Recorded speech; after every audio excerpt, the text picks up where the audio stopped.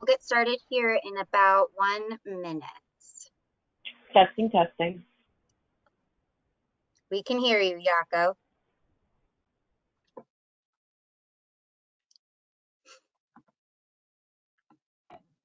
Testing, testing. We can hear you, Domonique. Okay, great, thanks. Yes. Testing, testing. We can hear you, Aurelia.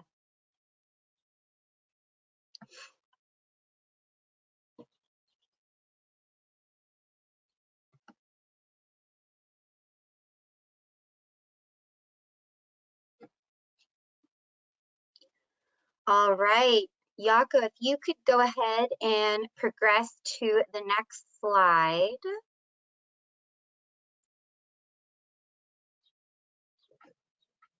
Thank you. Greetings, everyone, and welcome to today's webinar, Unraveling the Connection, Mental Health and SEL for Student and Educator Wellbeing. My name is Miriam Seeley, and I am the Content Manager with Harmony and Inspire, and it is my pleasure to introduce you to our host for today's session, Yakatora Tijauchuku. Yako, go ahead and take it away. All righty. Welcome, everyone. I am so glad that you are here. My name is Yakotora Shotuku, but everyone just calls me Yako. I'm a professional learning specialist with the Harmony and Inspire program, and I'm thrilled to be your host today for this really exciting webinar brought to you by Harmony and Inspire at National University. This is the agenda for today's session, Unraveling the Connection, Mental Health and SEL for Students and Educator Well-Being. Please take a moment to review it.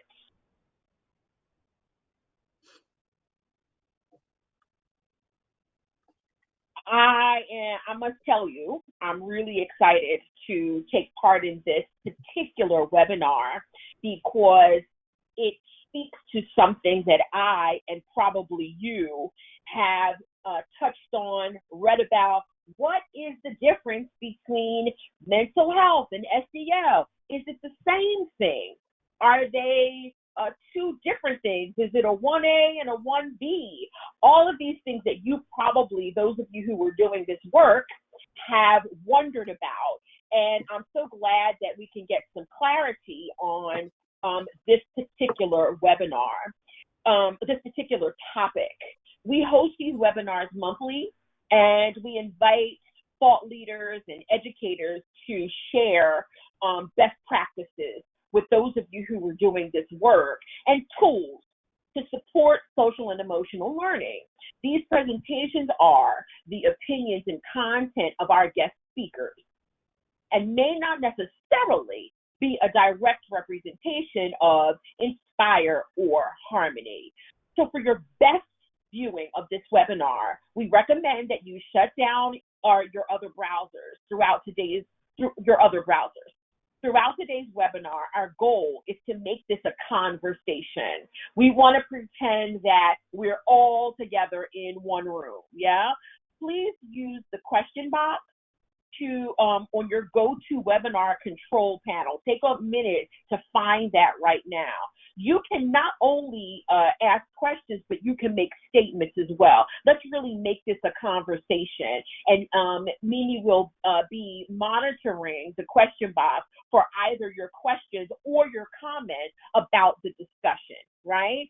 So you take a minute, hopefully you have found it, your control panel, submit questions, comments, or ponderings, whatever comes to your mind about this topic and what you do to support this work for yourself and for the children. If you are watching this webinar live, you will receive a copy of the certification of completion for GoToWebinar. You can also download a copy of the slide deck today under the handout tab on your GoTo panel. This webinar is being recorded. During this webinar, these are the objectives, I should say, for this webinar: enhancing your relationship with yourself through exploration, growth, acceptance, and love. Encouraging the pursuit of self-care and authenticity, so important, and highlighting how this connects to emotional well-being through mindfulness. And then finally, examining the relationship. This is the meat of it all. Examining the relationship between social and emotional learning and mental health, and exploring how these concepts interconnect, contribute to one another, and differ in substance. Yes? So, where in the world are you? We're taking a poll right now. Who's in the audience today? Where are you joining us from? I am a professional specialist based in Brooklyn, New York. Wherever you go in the world, you're always going to find someone from Brooklyn. Guaranteed. Yes, but I'm a Philly girl based in Brooklyn. Where in the world are you, and who is in the audience today? Are you a pre-K teacher? Are you a school administrator, school counselor, superintendent? Who is in the audience today? I'm going to give you a moment to put that in the, to answer the poll and to put where you might be joining us from in the question box. And then Miriam is going to read them out. Who is in the audience today? Yes, it looks like we have about 43%, so more than half have identified as other. We have about 15% pre-K through 12th grade educators, some school admin, actually 20% school counselors, and then 11% youth provider. So a nice variety. Yep. Did anyone put in the question box, Mimi, where they might be joining from or what their other position is? I'm seeing San Diego, Director of Inclusion, Fort Lauderdale. Yep. So we have all over Lynchburg. They're coming in really quick. Let's see. Awesome. Welcome, all of you. It is really great to see you. We are honored to have two phenomenal speakers joining us today. Dr. Aurelia Bickler is the director of the Whole Person Center here at National University. Dr. Bickler is a licensed marriage and family therapist and a certified hypnotherapist. I know you've got questions. Holds a master's degree and a PhD in marriage and family therapy from Nova Southeastern University. In November 2021, she assumed the role of the inaugural director for the Whole Person Center at National University, organizing webinars, support groups, wellness services, research, internships, and community adventures. Domonique Hensler is the senior director, Care Redesign Delivery for Hospital and Network and Transforming Mental Health. And that is a lot. Not only is it a mouthful, that is a mountain of responsibility, Domonique, for the Rady Children's Hospital and Health Center. Ms. Domonique Hensler is the senior director for Care Redesign Planning and Mental Health Integration for Rady Children's Hospital, which is in San Diego, and Rady Children's Health Network. In her current role, Ms. Hensler focuses on transforming mental health and emotional well-being to improve the health status of youth and families. So two heavyweights to help us with this work that we are doing. Now, before our guests begin their presentation, in the spirit of SEL, you know we've got to get together, right? I am going to ask our guests to each respond to our quick connection card.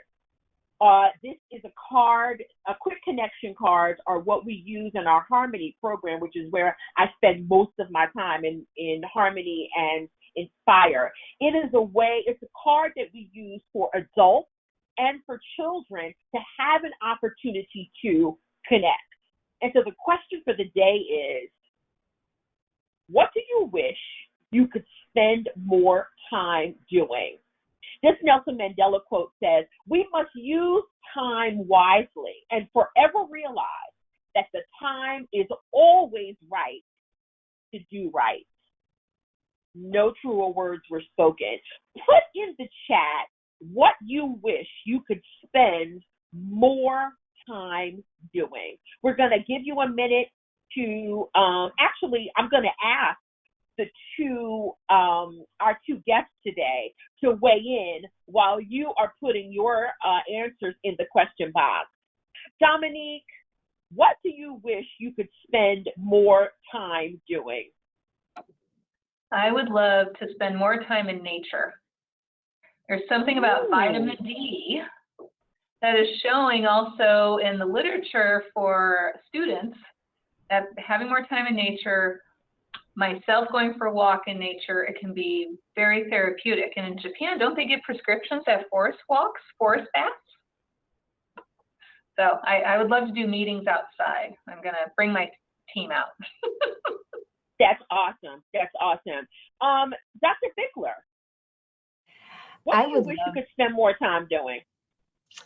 There are a few things on my list, but the one that pops up as my highest priority would be to play music with my family members. We all play music, we're all musicians, because I think of it as a quality connection time, but also I know how good it is for the brain, for the mental health, for the creativity aspect. So I always feel like I just don't have enough time for it, and I wish I could. I wish I could do more. You'll have to tell us what instrument you play or whether you are a singer. Share with us, please. I am a singer, but I also played the violin for many, many years, and I play the piano as well.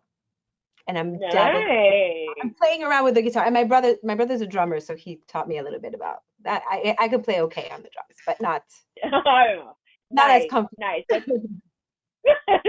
That's great to hear. That's really great to hear. Mimi, do you have any responses from our guests Yes, of what they would like to spend more time doing? What are they saying? We have a lot. Traveling, time with my dogs, time with my grandparents, time with my daughters, hiking, relaxing with family and friends. Lots of great responses. Nice. You know, it's good for us sometimes to write it down and make it plain, right? Sometimes when we write, we're thinking of it, and then, 50 more thoughts come to our head and block it all out, right? Sometimes when we write it, we kind of see it and we're like, yeah, I should do that. I need to do that. Let me make a plan. So I hope that we have helped you move one step further into actually, actualizing, I'll say, that goal of how you wish to spend your time. So let's get right into it. You didn't come in here and me speak. It's presentation time. So I am going to go ahead and start the next slide. Who is up first? I am. Fantastic. Please take it away. We are so excited to hear about your presentation, and I want to implore everyone, please don't hesitate to put your comments or your questions in the chat. Let's really make this a conversation and let us all sharpen each other with our skills and be able to have something we can take away back to our own respective places. Take it away. Thank you, Jaco, so much, and I agree. That's why I have a binder in my office that says yes. Like it's yes, and how can we reframe that the glass is half full and look at life? Yet the glass is not half full when it comes to the mental health crisis, and youth in particular have been adversely impacted by it, and the mental health crisis continues to escalate across our country, and it's very problematic. Suicide has reached an all-time high. Even prior to the statistic here at Rady Children's Health, we had seen a 1,800% increase in youth presenting to our emergency department in crisis just before the pandemic, over 10 years. So we've been tracking this problem. We've done system-wide depression screening and connecting people to care, but the pandemic only accentuated it, and now we see 3 in 5 teen girls feeling persistently sad. Nearly 1 in 3 teens have unfortunately considered suicide. I don't want to freak you out, but in my ED and looking at the age bands of data of children and teens coming in for suicidal ideation, We have all ages, including as young as 7. So it's starting sooner and sooner and sooner. 5 years ago, I was not seeing 7-year-olds in our ED. Due to the smartphones, the rate of self-harm among 10 to 14-year-old girls has tripled. The pandemic did double both anxiety and depression. And then the article here in the LA Times that was published last fall, what scares me also in this one is this was a survey in the state of California through the California Endowment of 18 to 30-year-olds, and a third of them felt helpless and hopeless from the pandemic. So we need to get our arms around mental health, right? And it is not going away. And I am pixelating apparently with this platform, so just go with me on this. So SEL, social emotional learning, is foundational to mental well-being. And if I could have the next slide, please. So since youth are experiencing a level of distress that requires us to act, and schools are an incredible place that have a unique ability to help our children and our youth flourish, as well as leverage the principles and the science of what we know through social emotional learning constructs, it can provide that essential foundation to improve mental wellness, which is key. Social emotional learning also increases and fosters protective factors of resiliency. And those protective factors are such an important foundational piece to foster mental well-being. So to Jocko's point, what is the distinguishing differences between social emotional learning and mental health? Next slide, please. Thank you. All right.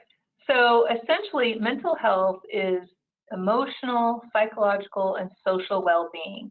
It affects how we think, feel, act, and helps determine how we handle stress, how we interrelate with one another, and the choices and how we make those choices. It is a state of mental well-being that enables people to realize their abilities and thrive. And that's key to us. Something that we're looking at is mental health is health, and that there's no health without it. And we're also coining phrases such as mental wellness. How can we foster mental wellness? Well, so social emotional learning is foundational to mental health as it facilitates a student's sense of safety and security. It illustrates a path and provides the tools for path to build positive, empathetic relationships with others, and then how it does support fostering coping mechanisms and reducing stress, which is so important given where we are with the world today.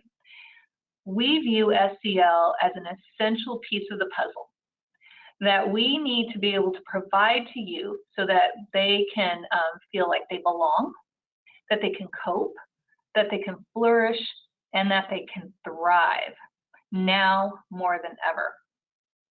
And it enhances those social and emotional skills that is fundamental to overall whole person wellness and well-being. And since we have not had the opportunity to fully focus on that, what we'd like to do in healthcare is partner with the school systems, because we're seeing too many children come to us in crisis. We need to prevent that. We need to give these building blocks, and we also, as grown-ups and as leaders and as teachers and as parents and as aunts and as, with our loved ones, we can role model this, and we too can benefit from some of the building principles within SEL for our own well-being, and what a difference it makes and what a gift it can make for the next generation. It also can impact academic performance as well, which my partner Aurelia will get into. Next slide, please. Thank you so much. So let's talk a little bit about what SEL consists of. It consists of, no, come back. Sorry, thank you. It consists of 5 interrelated areas of competence. One is self-awareness, the ability to identify and recognize our own emotions and our thoughts and understand how they impact our behavior. The second one is social awareness, having empathy and respect for others, and the ability to take on different perspectives. The third is responsible decision making, the ability to make ethical, constructive choices about personal behavior and social interactions. The fourth is self-management, being able to manage one's emotions and impulses, manage stress, and set personal goals. And the fifth is relationship skills, have the capacity to establish and maintain healthy, supportive relationships. Cultivating these particular areas of competence has a positive effect to improve self-esteem and to promote a feeling of belonging.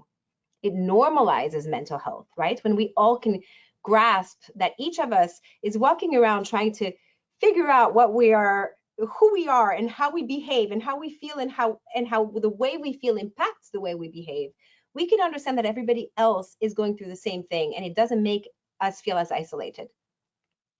We also know that when children feel safe, they can manage their own feelings. They're able to interact with their family. They're able to have a better competence and achievement in academic abilities. They're able to connect with their friends and their families and their teachers and the community. Ultimately, we know that if they know how to cultivate these areas of competence, they are in a better position to learn, and they're in a better position to thrive. Next slide, please. So I'm going to challenge you with something. I'm going to ask you all right now, and I know it's a little bit unconventional considering we don't see each other at the moment, but please grab a piece of paper and a pencil and take this time just for yourself. It's not going to be very much longer than maybe 5 or 10 minutes, and this is really a sample version of practicing cultivating SEL. So as you see, there's a beautiful tree on the screen. I would like you to draw your own tree, understanding that this is your tree of life, the tree that represents you and your life. So go ahead and take a second and go ahead and draw a tree.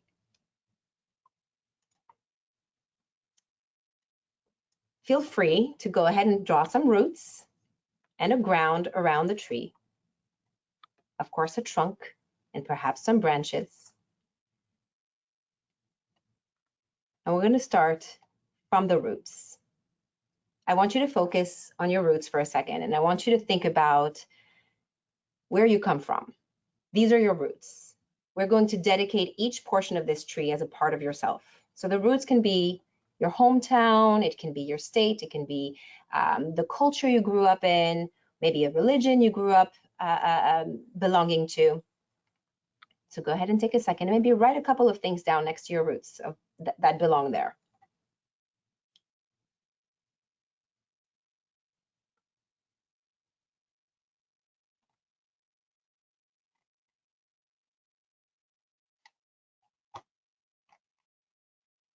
Now go ahead around the branches. I'm sorry, the trunk. I apologize. In your trunk live your skills and your values. Feel free to use either or.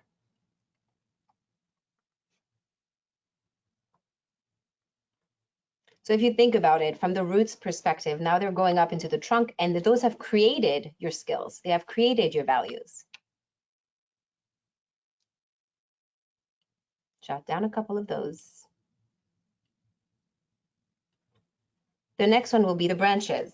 As you go into your branches, write down your hopes and your dreams and your wishes.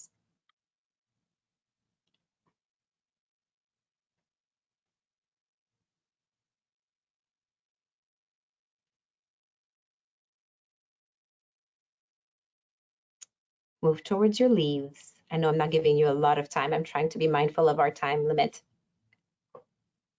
Move toward your leaves, and in your leaves, write down the names of people who are significant in your life in a positive way. Perhaps it's your friend, a family member, pets, heroes, etc.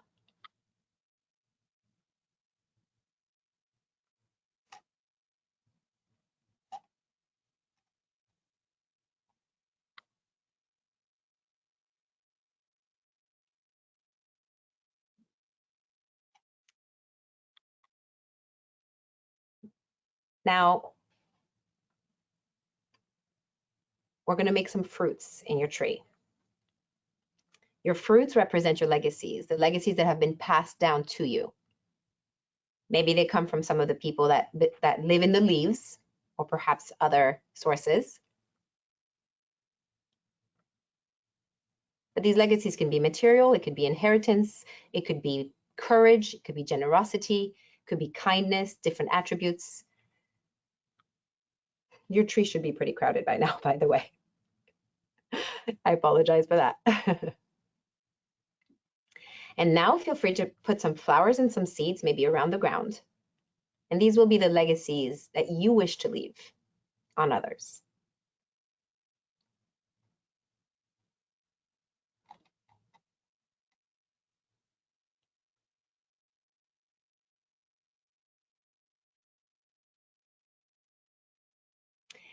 And hopefully your tree has a ground around it.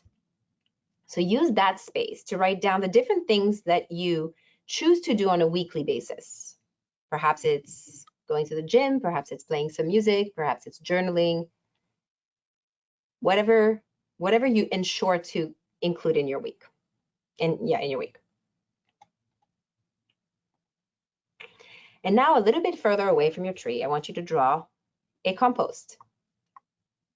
For those of you who are not too familiar with gardening and composting, a compost is a beautiful but very disgusting box of all of the things that are pretty unappealing in like I'll put my banana peels or my eggshells, and they grow maggots and end up forming their new version of earth. So in a compost, I would like you to write all of the things that you want to get rid of. Perhaps it's trauma. Perhaps it's a relationship or abuse, or maybe cultural standards. Anything that you are negatively held back by.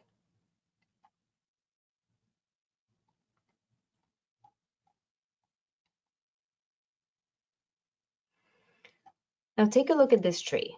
We may have spent maybe 8 to 10 minutes focusing on specific areas of your life.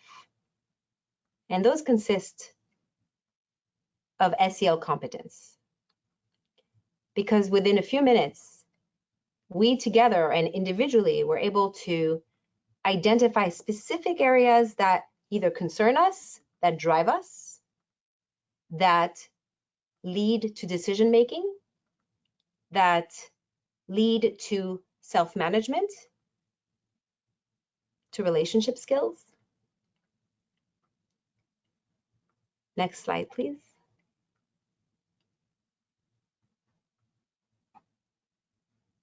Thank you. So what does this mean? And what do we take away from this? By identifying areas of our lives that impact us both positively or negatively, we can verbalize what it is that is in our way or driving us, which lead to coping skills. It leads to setting goals, right? If you look down at your tree right now and you look at the things that might perhaps be in your compost, you can see which items, which areas of your life require either support from somebody else, which we need to have self-awareness in order to know that we need support. We need to have social awareness to know that certain people are safe places and certain people are not. So when you think of your students and you want to be their safe place, you want to be able to share ways and skills around SEL, you can do that by the way that you speak, by the way that you exemplify how to navigate through difficult situations, just by identifying which situations are difficult and identifying which situations are helpful. By exemplifying that, you're showing your students that it is something that I can do because somebody else can do it. But also by being the safe place where they can speak about it, you can become the support that they need. You can be the place where they say, I have a decision to make. which is an SEL skill, but I don't know how to make it, or I don't know who can help me. Knowing that they have you to go to for that conversation, for that safe space, even if you don't have the right answers, but just the space allows them to reflect, to take a minute and say, okay, no, actually, my problem is in my leaves, not my roots. Or my problem is in my roots. I might need a third party to help me here because those roots are pretty deeply grounded. So I know the tree exercise is a little bit different than perhaps what you might have anticipated walking in here. But within just a few minutes of self-awareness, of self-regulation, of just mindfulness, hopefully you had a chance to dig in a little bit and to see where and what areas in your life might require partnerships. Next slide, please. Thank you. Oh, actually, no, I'm sorry. Go back. I missed one. I apologize. So the conflict resolution piece is a really meaningful piece to share with students. A lot of times, and again, as Yoko said earlier, I'm a marriage and family therapist. So I see a lot of patients who come in with their problems. Well, when people come in with a problem, it tends to have a tremendous amount of noise around the problem, right? We don't even know where the problem is. It's just very often can feel very chaotic and there's just a lot going on. Simplifying conflict by understanding whether the relationship is important or its level of importance rather, and whether the goal that we're trying to achieve, the level of importance that the goal is that we're trying to achieve. Well, so based on that, and you can see in this graph on the screen, that based on that, it gives us different options to address the conflict. This is a powerful way to discuss ways to resolve problems with our students.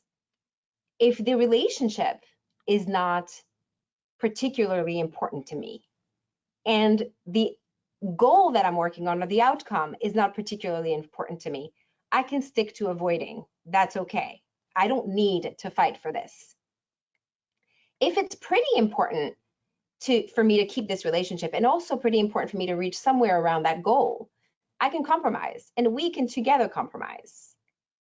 If you go deeper, farther away, where it's incredibly important for me to keep this relationship and also incredibly important for me to achieve my goal, perhaps we can collaborate. And then, of course, should your relationship be more important than the goal, you can accommodate. Should your goal be more important than your relationship, you can compete, right? This is a particular skill that you can lead that then allows your students to really break it down. What we know about mental health is that it can feel, whenever we're going through challenges, it can feel very overwhelming. But if we break things down in a way that is clearer and identifiable, then we do not have to worry so much about the chaos of it all, because we can stick to what's right in front of us. Now, I do see that we have a couple of questions in the chat. So perhaps we move to the next slide, and then I just want you to know that I'm not ignoring these questions. Could we go to the next slide, please? Thank you.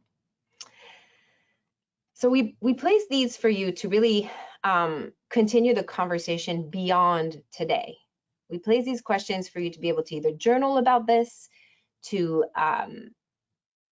continue processing maybe your tree exercise if you're willing to. But the tree exercise was there to really give you a mindfulness opportunity, an opportunity to really break things down within your life and not feel like it's so overwhelming.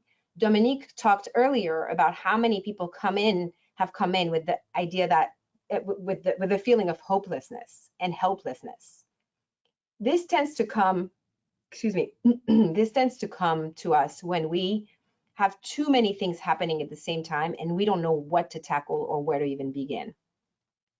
Typically, when people have just one thing going on that's challenging, they feel okay.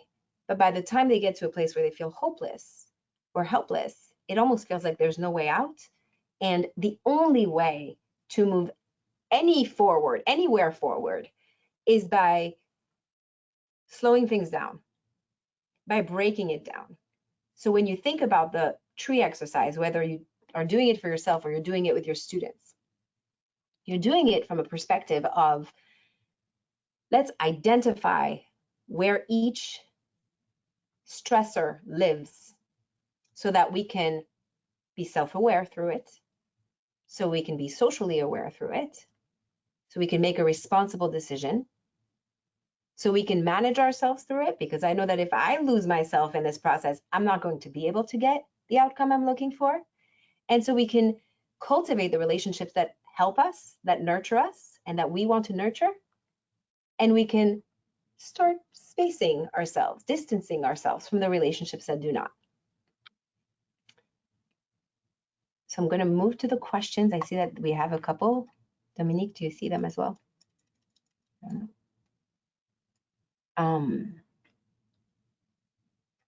So one of the questions was, please speak about successful strategies to involve parents, guardians, and supporting school efforts to promote their kids' mental health SEL initiatives in school.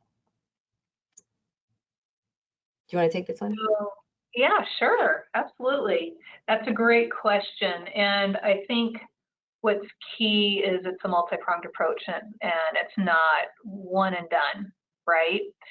So what we do with school partners is we work on mental health 101 first aid training, just so that there's awareness and it normalizes the conversation and starts to destigmatize it. And a part of the awareness is that so that teachers and all school personnel can recognize signs and symptoms of depression, anxiety, and other needs. We also provide educational handouts that can be used by the schools. And then we worked with the PTA partners to say, would you like to have some of these materials for home? And what can we do to support the home environment as well? So we provide a series of talks and presentations that are attended by both the parents, sometimes whole families, depending upon the topic, and school personnel to discuss mindfulness and structured conversations with your teen who won't come out of their room, and then how to address when someone's having a panic attack. These tools are so vital that if we can become more conversant in them, as whether it's a school stakeholder or a healthcare stakeholder or a parent or a community partner, someone at the YMCA, it all makes a difference and raises all boats. So that's part of it. I can give you a couple specific examples, but I want to make sure, Aurelia, what would you like to add? The only thing I'd like to add, thank you for that, is, and this is definitely from a therapist's perspective, but my guess is the parents or guardians are also going through their own mental health and SEL challenges. Yep. And often feel judged for whatever they're not capable of, or feel like they're not capable of tackling. And so one of the things is validating their journey. I mean, as a parent myself, I can say that there are moments where I feel so incredibly helpless, and somebody just saying to me, okay, this is very tough, let's collaborate, let's work through this together, let's figure out ways to get through, is helpful for me. And I've seen it be incredibly helpful for you know, for people, for patients. And you know, thank you. That's such a huge point, because I remember just prior to the pandemic, we would be receiving requests for us to send one of our subject matter experts out to talk on mental health. But some of the parents that would reach out from PTA or others would say, we don't need that mental health stuff. We're like, well, what do you need? You know, there was still such stigma, and there still is today. And what they would describe are the tenets of overall mental well-being and supporting harmony and empathy and having strong relationships and so on. So really what helped us, besides the pandemic putting more of a spotlight on the youth mental health crisis, is really working with the parents to make it okay that if they adopted it, then they're more open to some of the handouts we've been providing. And that was district leadership in our county that really made a difference. They said, if we get the parents on board first, then we can do as many educational videos as we want. So we've got like 5 to 7 minute videos for our partners that we do on breathing and anxiety and mindfulness for adults even. So hopefully I helped answer that question. Yes, Jaco? Yeah, you did, and I actually have a kind of a follow-up to what you all just talked about. You said you're going to give, I just want to make sure we get this, because you're going to give us some examples. Because I am an implementation specialist, I'm always concerned for others about the starting place. So could you both give us and share with us, where do we start, right? And do we start with mental health? Do we start with SEL? Which one and where and how? And then I also would like you to just, for some of those leaders who really believe in this work, really understand it and believe it, but maybe in an area where this work is challenged, right? Where SEL may be challenged, or mental health is challenged, or relanguaged into something else. What is the starting place, both of you, for mental health, SEL? Which one do we start with? And if you could speak, I know I'm loading this question, right? If you could speak to both the school and the community organizations. Let's start with you, Dr. Bickler. Thank you. So, it is a loaded question. And the reason it's loaded is because it's like the chicken or the egg, right? I mean, the reality is they cyclically nurture each other. And so the great thing about that means that anywhere you start begins the cycle. So a really good thing to think about is, if you're a teacher in a classroom and you see that there's a lot of interpersonal issues in the classroom, perhaps doing one exercise one day where you move people around and you create some space for different connections to be cultivated. That in itself might lead to a completely different path from that point on, which will lead to different levels of wellness for each of these kids. Because we know that when a kid goes to school and is feeling scared because somebody's next to them and is making them uncomfortable, that they can't learn appropriately. But not only can they not learn, they're riddled with anxiety, they are not hungry, their stomach hurts, and et cetera, et cetera. Just that one tiny exercise shifts things all around. And to part of that, why they also can't learn their tummy hurts is they're in fight or flight mode.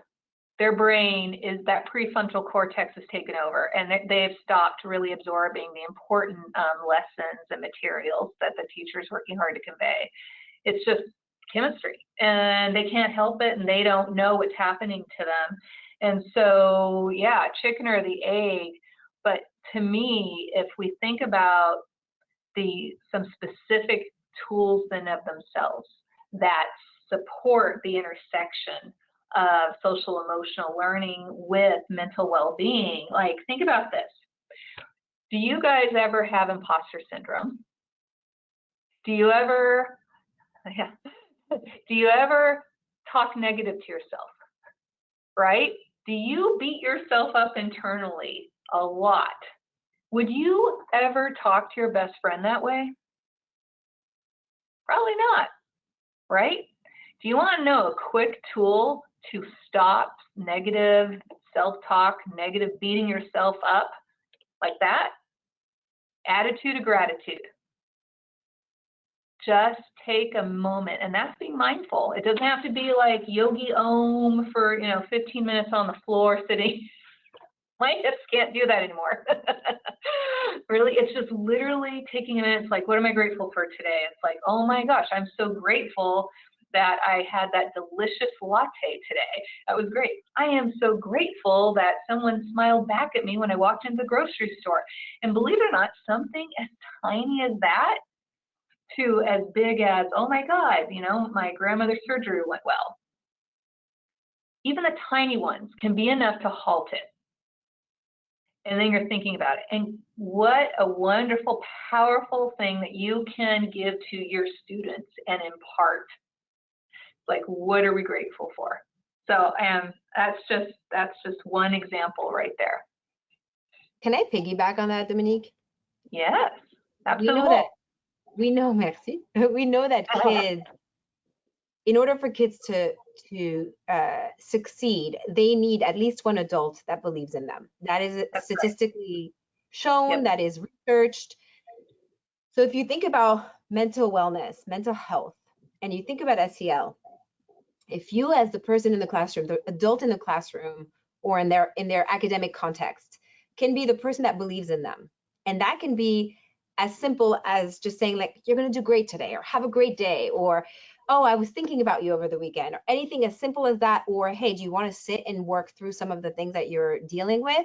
It can be anywhere in between, but that commitment to that child enhances their chance for success significantly.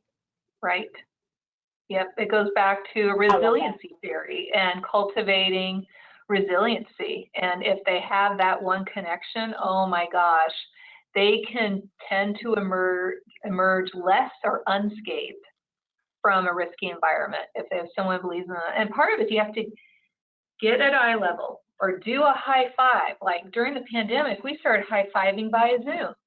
And, you know, it's like, how do you get at eye level? And then here's something, and this works with, you know, your own children, and especially with teens. Oh my gosh, my daughter gave me a wake-up call on this too. Listen without interruption. Listen without judgment. And do not listen to respond. Just be present and listen. Because I'll tell you, I can go around the room and I've got 30 people in a boardroom, and I know who's really listening and who is thinking of the next thing to say and not really listening. Listen and then just naturally respond without judgment. And I'll tell you, teenagers, especially without judgment, because they pick up on it right away. I'm being challenged with that at the moment. That's so great. While Mimi is looking for other questions, and as we look to wrap up, the people that I work with know I have a million questions all the time. So I am struggling with all the questions that I have in my head, but I need to ask you all this. There are, I'm sure you know this, there are some people that need convincing, right? That need some understanding of mental health and SEL, and that is speaking culturally, right? Of cultures who are more of a suck it up or get over it kind of culture, and this exists. As I'm a former classroom teacher here in New York City, and sometimes we interact often with parents who are of that belief and mindset, right? Suck it up, get over it, stop crying. What kind of language can we use to bring parents, caregivers, or just adults into this fold to help them to understand that this is a real thing, and that suck it up, get over it, and stop crying is a part of the problem and not of the solution? What language would you suggest that we offer, or what websites would you say that we can refer people to really bring them in on this? Go ahead. Okay. So I am a child of a North African man. So the taboo around mental health is a real thing in my home. And the people that are more afraid or tend to refuse to talk about it are typically people who really need to be heard and don't know how to be heard and don't know that they even can be. So I go back to, and perhaps it's something that I said earlier already, but I go back to when you validate somebody, when you just say, how about you tell me what you're struggling with, right? typically it opens the door to, and honestly, it typically sheds some tears, which leads to, okay, it sounds like we really could use some help here. I'm here. Let me help you get the resources that you need. Versus, hey, we're working together. Let's collaborate. Often, I've seen myself. I used to work in the school system as well, and it was very like, no, I'm not interested. This doesn't speak my language. I'm not interested. But when you go into it with the idea that with the perspective of, I'm here to listen. I want to be there for you. I feel that I want to hear your story. Then people tend to open up. Want to add to that? Yeah. I think that is excellent. And, we talked about earlier with the pandemic making, mental health as part of conversation a little bit easier now. But prior to that, and we still have stigma, part of it was the resistance. And it was the stepchild over here, and no one wanted to think about it. But we have seen with many medical conditions, exacerbated or fueled by an underlying depression or an anxiety. And many health systems now are screening for depression when you come in just for your annual visit. So it's becoming more the norm. But to me, part of what I've done that gets my way in the door to broach the conversation is to say, hey, how's it going? How are you doing today? Are your shoulders tight? Are they up to your ears? Is the tongue on the roof of your mouth? Are you feeling tense? How's it going? And, just start to talk about, the stress of what they're experiencing and relate to them, and, just fold in, what? We all just need to focus on whole person well-being. And to be a whole person, it doesn't mean the chasm between the physical health and the mental health. Our whole system has grown up with those separate, and that's the problem. We have to look at things holistically and whole person well-being. And if you focus it on the health angle, I think that makes it a little bit easier to broach too. Mm-hmm. Thank you so much for that. Jaco, can I? Yeah, Aurelia, did you want to add? Sorry. Go ahead. Super quickly, I think I saw in the chat that that a couple of people might want those particular areas of competence that make up SEL. So I just want to repeat them, if that's okay. The first one is self-awareness. The second one is social awareness. Third is responsible decision-making. Fourth is self-management. And 5 is relationship skills. And keep in mind that some live within each of these. So, there's more to them, but these are the main ones. Sorry, I'm done. I apologize. No problem at all. And a lot of us are that are on here are familiar with those. Is the CASEL competencies, the core CASEL competencies, and we've become very familiar with them. We're familiar with them in Harmony, and a lot of the activities that we do as a part of the Harmony program are based foundationally on that program.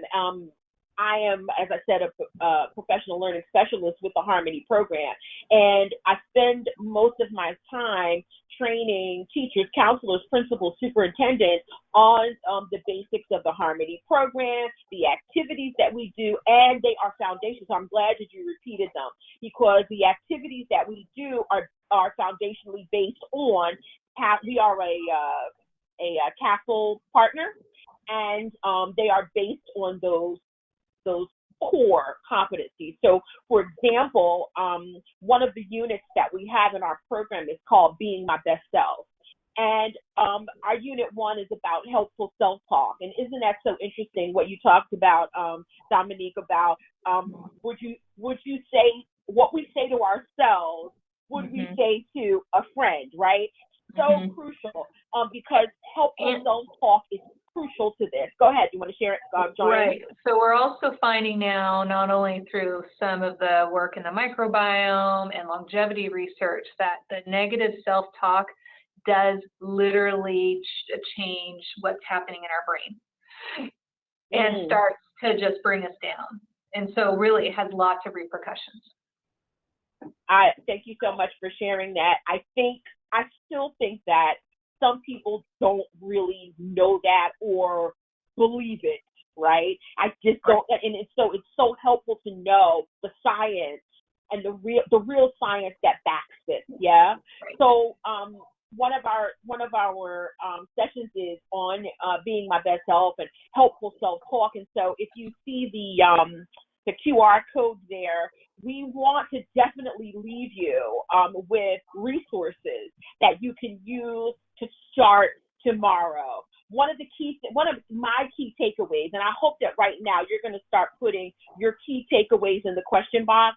One of my key takeaways from what you all said today is about the cyclical nature of mental health and SEL, so that if I'm still not quite sure and tomorrow I may need to watch the video again, by starting in either chicken, egg, one of those two places, I am going to start the cyclical process that will allow me. That is like, you know that, but to hear it again is an aha moment, right, for us, that you can start. So there's really no wrong, in terms of that. Start with an everyday practice.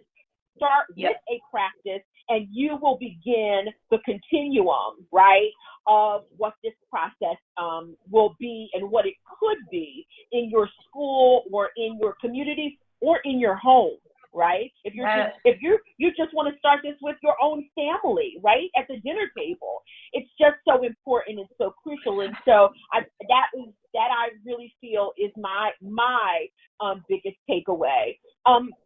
I want to let everybody else know, because we always want to leave you with resources, that the Harmony program, the Inspire program. So Inspire is an all on-demand module system for adults who are really looking to enhance and increase their capacity at this work. Dr. Bickler, you talked about people that, the adults themselves are, I don't want to say suffering, but they have experienced some things, right? They have seen some things, and it can affect their outlook and how they might influence the children in their lives. I want everybody to know that it is possible to increase your capacity, right? In adult SEL, in educator SEL, you can make the change in your own mind. And Inspire SEL gives you an opportunity to do that. We have modules like self-compassion and emotion regulation for educators, right? I've got to teach this thing. I better be kind of good at it, or working on myself, right? And or building relationships with students. So if you want to work on your own educator SEL capacity or your relationship to students or teaching pedagogy, Inspire will allow you to do that. Mimi, has any before we take the final thoughts from our presenters, has anyone put anything in the chat about any takeaways or any last things that they're thinking? Please share with us. Yeah, we have love the tree activity. I am a visual learner, and that put everything into perspective. Another takeaway, helping others with the mental health stigma, especially helping the young people we work with so that they can feel comfortable reaching out for help. Then we are able to change things that make us feel uncomfortable. Also something that implementing already, sorry, it's like as I'm reading, changing as much as possible is to validate their emotions and meet them at their own level or on Thank you so much. Yes. I appreciate that. And as a former classroom teacher, nothing gets to a kid better than when the teacher shares something personally. Like, it just goes right to them, and they're like sitting there with their eyes open when you share things. And not every adult, I'm not suggesting that everyone should do that, but I know personally when you share things like, this is what I'm doing to help my own self, or this is what I'm learning to do, they are sitting on the edge of their seat. So as we wrap up, I just want to ask for any final thoughts on all that you have shared. I want to thank Aurelia and Domonique for their sharing today. It's only been an hour. It goes by so quickly, but it was definitely worth it.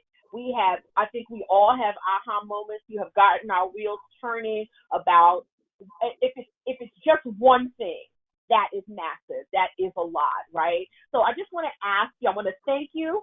I want to ask you for any final thoughts on today, or anything you want to share with the audience.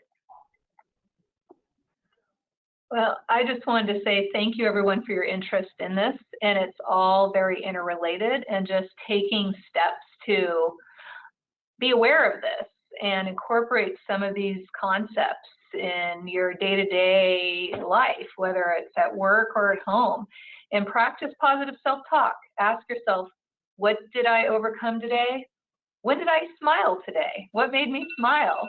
And where did I feel at peace, or when did I help someone? Be well, everyone. Thank you. Aurelia, thank you so much. Something you said, Jacko, really stuck with me. And for me, the takeaway is the vulnerability that a teacher or a person that's in the position of power can allow themselves to have with students really impacts their students' experience. And so one of the aspects of, SEL that leads to mental health is that connection, that interpersonal skill, right? And so embrace your vulnerability, I guess, is the one thing that sticks with me. And I'm a big Brené Brown fan, who talks so much about vulnerability and how empowering it is. And so I think that's also a piece to the puzzle to mental health. Thank you so much. Thank you, Aurelia and Domonique. We truly appreciate you sharing and these strategies and resources. Hopefully, everyone, this was the start of your conversation and the start of an awesome school year. Once this webinar comes to a close, a brief survey will launch on your screen. We ask that you please complete this survey. We are people that truly read surveys, I must tell you. We read surveys and we act accordingly. We make changes. We want every moment that you spend with us to be used. We want you to find it to be valuable and useful and something you can take with you into your space. So please fill out the survey. In addition to sharing your feedback with the panelists, we also use the feedback to build more successful webinars. So I hope that you have a wonderful rest of your day, a wonderful rest of your week, a wonderful rest of your school year. Feel free to come back again and again for different topics that we have. And so thank you. Fill out the survey, and thank you so much for joining us today. Bye-bye.